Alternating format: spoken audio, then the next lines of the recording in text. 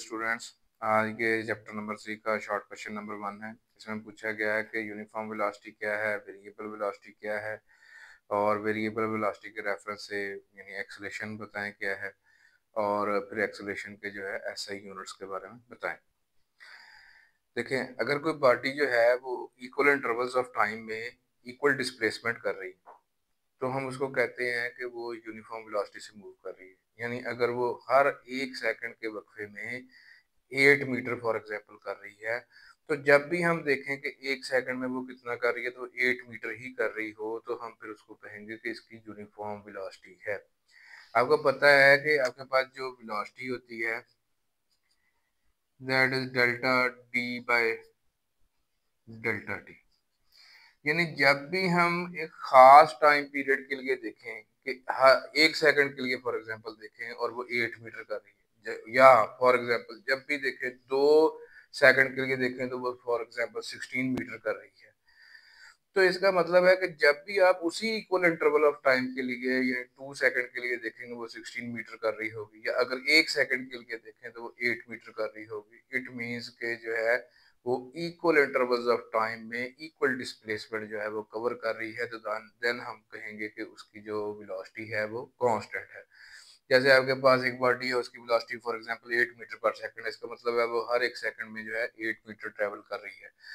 तो जब time 0 second था तब भी उसकी वेलोसिटी 8 मीटर पर सेकंड थी, जब टाइम 1 सेकंड था तब भी उसकी वेलोसिटी 8 मीटर पर सेकंड थी, 2 सेकंड था फिर भी उसकी वेलोसिटी 8 मीटर पर सेकंड थी, इसी तरह जब टाइम 5 सेकंड था तब भी उसकी वेलोसिटी 8 मीटर पर सेकंड थी। तो आपके पास जो वेलोसिटी टाइम ग्राफ बनेगा वो आपके पास पैरेलल टू टाइम एक्सिस होगा, और जब भी ये आपके पास velocity time graph parallel to time axis होगा सो वो यूनिफॉर्म वेलोसिटी को रिप्रेजेंट कर रहा होगा। आपको पता है कि वेलोसिटी में अगर चेंज आए तो फिर आपके पास एक्सेलरेशन होता है। आप देख रहे हैं कि वेलोसिटी में चेंज ही नहीं आ रहा तो आपके पास यहाँ पे एक्सेलरेशन 0 होगा। अच्छा, फिर चलते हैं वेरिएबल वेलोसिटी की तरफ। अगर आपके पास जो है वेलोसिटी वेरी करेगी तो आपके पास जाहिर सी बात है जो वेलोसिटी टाइम ग्राफ होगा वो पैरेलल टू टाइम एक्सिस नहीं रहेगा।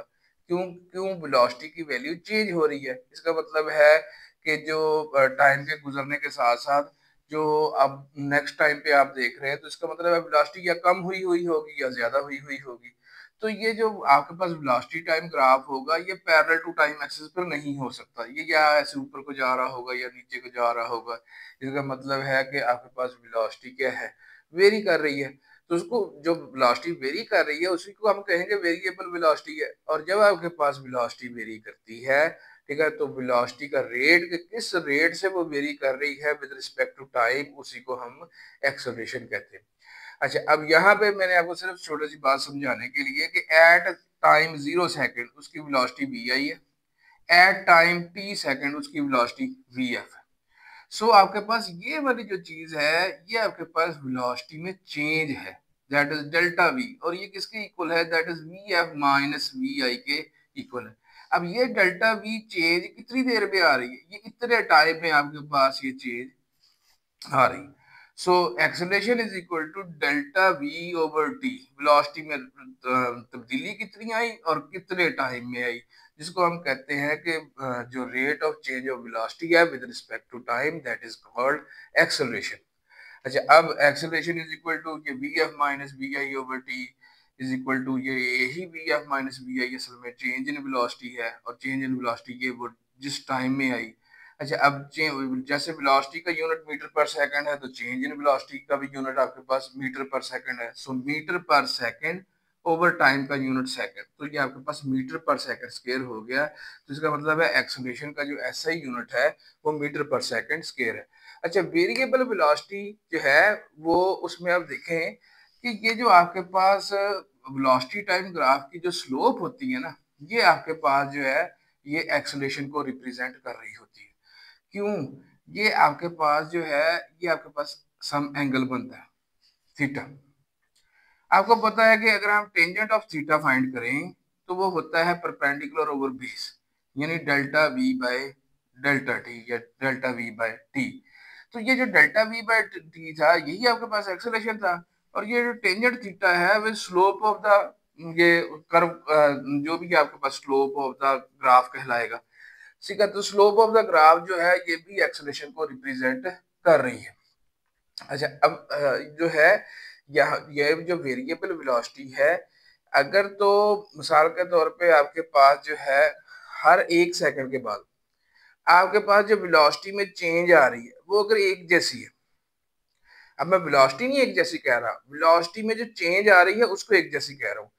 आप हर 1 सेकंड के बाद देखते हैं जो ऑब्जेक्ट की वेलोसिटी है वो 2 मीटर पर सेकंड की उसमें चेंज आ जाती, तो हम इसी को कहते हैं कि उसमें एक्सेलरेशन है 2 मीटर पर सेकंड स्क्वायर। इसको हम कहेंगे कि बॉडी में जो एक्सेलरेशन है वो यूनिफॉर्म है। तो ये ग्राफ जो है इससे भी हमें पता चल जाता है कि ये यूनिफॉर्म एक्सेलरेशन है या ये वेरिएबल एक्सेलरेशन है। ये जो ग्राफ की स्लोप अगर तो हो ऐसे जो चेंज ना हो रही हो, ठीक है, यानी आपके पास जो वेलोसिटी टाइम ग्राफ हो वो स्ट्रेट हो, ठीक है, तो फिर हम कहेंगे कि जो एक्सेलरेशन है वो आपके पास यूनिफॉर्म है।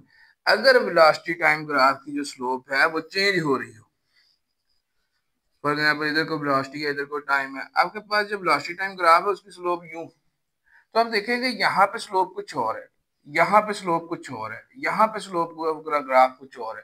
इसका मतलब है कि एक्सेलरेशन की वैल्यू जो है वो चेंज हो रही है, ठीक है। तो अब मैंने आपको जो है वेरिएबल वेलोसिटी के आपको दो केस पढ़ा दिए कि यहाँ पे वेरिएबल जो वेलोसिटी है उसमें वेलोसिटी में जो चेंज आ रही है वो इक्वल इंटरवल्स ऑफ टाइम में इक्वल है, उसको हम कहेंगे कि आपके पास ये यूनिफॉर्म एक्सेलरेशन है। ये यूनिफॉर्म है, ये भी एक्सेलरेशन का ग्राफ है, ये भी जो है वो वेलोसिटी टाइम ग्राफ का जो ग्राफ है वो एक्सेलरेशन को यहाँ पे शो कर रहा है कि एक्सेलरेशन मौजूद है, ये भी शो कर रहा है कि एक्सेलरेशन मौजूद है।